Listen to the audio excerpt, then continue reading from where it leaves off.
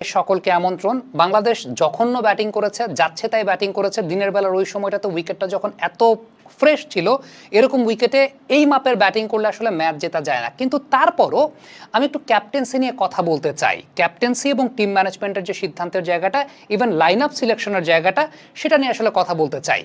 প্রথমত, তানজিম হাসান সাকিব এবং মোস্তাফিজুর রহমান এই দুজন পেস বোলারকে নেওয়া হয়েছে। হ্যাঁ, মোস্তাফিজুর রহমানকে নেওয়া হবে সেটা আমরা জানি, দুবাইয়ের উইকেটের কথা চিন্তা করে, এবং দুবাইয়ের উইকেটে মোস্তাফিজুর রহমান কার্যকরী হবেন সেটা আমরা জানি। বাট ফ্যাক্টের জায়গাটা হচ্ছে আসলে কোন সময় আপনি কাকে ব্যবহার করবেন। তানজিম হাসান সাকিবকে আপনি ব্যবহার করবেন নতুন বলে, কারণ তানজিম হাসান সাকিবের বলে যে ডিভিয়েশনের জায়গাটা আছে, স্কিডিনেসটা আছে, সেটা নতুন বলে সবচেয়ে বেশি কার্যকরী। আর দুবাইয়ের উইকেটে মোস্তাফিজুর রহমান কার্যকরী হবেন বেশি একটু পুরাতন বলে। ফ্যাক্টের জায়গা যেটা হয়েছে সেটা হচ্ছে বোলিং দেওয়া হয়েছে মোস্তাফিজুর রহমানকে একদম ইনিশিয়াল স্পেলে নতুন বলে। এখন ইনিশিয়াল স্পেলে নতুন বলে মোস্তাফিজুর রহমান যেরকম বোলিং করেছেন, ম্যাচের মোমেন্টামটা, মোস্তাফিজের রিদমটা কিন্তু সেখানে ব্রেক করে দেওয়া হয়েছে। আর তানজিম হাসান সাকিবের কাছ থেকে যে প্রোডাক্টিভিটিটা আমরা নতুন বলে আসলে পেতে দেখি বা নতুন বলে আমরা পাই, সেই প্রোডাক্টিভিটিটা তানজিম হাসান সাকিবের কাছ থেকে পাওয়া যায় না, কারণ তাকে বোলিং দেওয়া হয়েছে, তার ইনিংসের শুরুটা করা হয়েছে আলটিমেটলি সেকেন্ড স্পেলে, অর্থাৎ সেকেন্ড চেঞ্জে গিয়ে তাকে বোলিং দেওয়া হয়েছে। সো এই জায়গাটাই আমার কাছে মনে হয় যে দুজন বোলারকে রিদমচ্যুত করেছে এবং দুজন বোলারের কাছ থেকে বেস্ট পসিবল আউটপুটটা পাওয়া যায় না। এবং সত্যিকারের অর্থে যদি মিড ওভার্সে তানজিম সাকিবকে বোলিং করাতে হয়, মানে আপনার প্ল্যান যদি থাকে যে মোস্তাফিজকে দিয়ে আপনি নতুন বলে বোলিং করাবেন, তাহলে মিড ওভার্সে why not Nahid Rana, why did not you pick Nahid Rana? কারণ মিড ওভার্সের বোলিংয়ে you need the extra pace. Mid ওভার্সের বোলিংয়ে ওই এক্সট্রা পেসটা ব্যাটারকে ডিসিভ করতে পারে, ব্যাটারকে ডিস্টার্ব ক্রিয়েট করতে পারে। তো আমার কাছে ব্যক্তিগতভাবে মনে হচ্ছে, ধরেন আজকে রানটা 228, সেটা অনেক কম রান, কিন্তু রানটা যদি আরেকটু বেশি হতো, মানে আরেকটু ফাইট দেওয়ার মতো জায়গায় যদি যেত, তারপরেও কি বাংলাদেশ ম্যাচ জিততো? কোশ্চেনটা কিন্তু সেই জায়গাটায়। কারণ আপনার বোলিং অ্যাপ্রোচের জায়গাটা, ইভেন আমি আসলে জানি না যে কেন নতুন বলে মোস্তাফিজকে ইনিশিয়ালি দুবাইয়ের উইকেটে দেওয়া হয়েছে। এটা আপনি অনেক ব্যাখ্যা দাঁড় করাতে পারেন, কিংবা কি ব্যাখ্যা দাঁড় করাতে পারেন আমি সেটা জানি না। আমার কাছে যেটা মনে হয় যে মোস্তাফিজের কাছ থেকে আপনি ম্যাক্সিমাম প্রোডাক্টিভিটিটা তো পুরাতন বলেই পাবেন।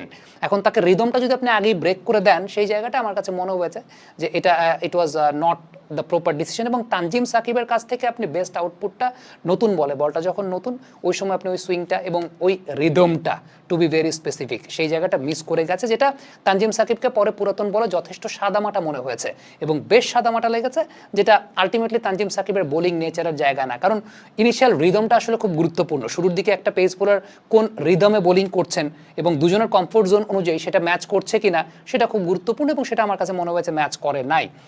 রিশাদকে খেলানো হয়েছে, হ্যাঁ রিশাদ ভালো বোলিং করেছেন এবং আমি খুব সারপ্রাইজড হয়েছি এই কারণে যে কারণ রিশাদকে আমি এক্সপেক্ট করিনি। কারণ ওয়ানডে ক্রিকেটে রিশাদ কতটুকু প্রিপেয়ার্ড হয়েছেন, তবে হ্যাঁ, মুশতাক আহমেদ এই চ্যাম্পিয়ন্স ট্রফির আগে দলের সঙ্গে যুক্ত হয়েছেন এবং রিশাদকে নিয়ে কাজ করেছেন। আমার কাছে মনে হয় যে এটা একটা অনেক বড় টার্নিং ফ্যাক্টর ছিল। রিশাদ তার ওয়ানডে ক্যারিয়ারে বেস্ট বোলিংটা করেছেন এখন পর্যন্ত, এবং রিশাদকে আসলে এইভাবেই দেখতে চাই।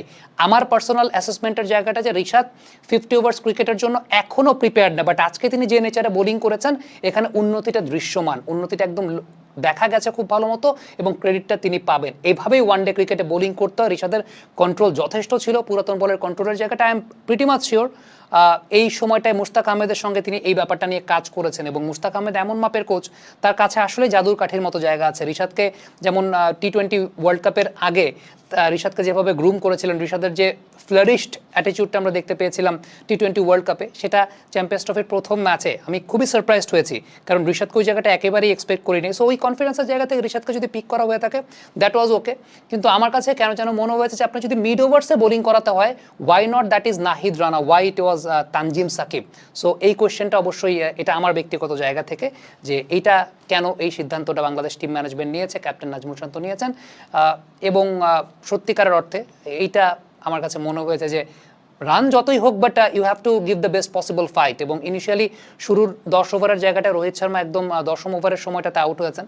আমার কাছে মনে হয় যে তার আগে আরেকটু চ্যালেঞ্জ প্রডিউস করা দরকার ছিল, যে চ্যালেঞ্জটা আসলে বাংলাদেশ ওইভাবে প্রডিউস করতে পারে নাই রোহিত শর্মা এবং শুভমান গিলের জন্য। কমেন্ট বক্সে আপনাদের মন্তব্য, মতামত জানতে চাই, লিখে পাঠাবেন।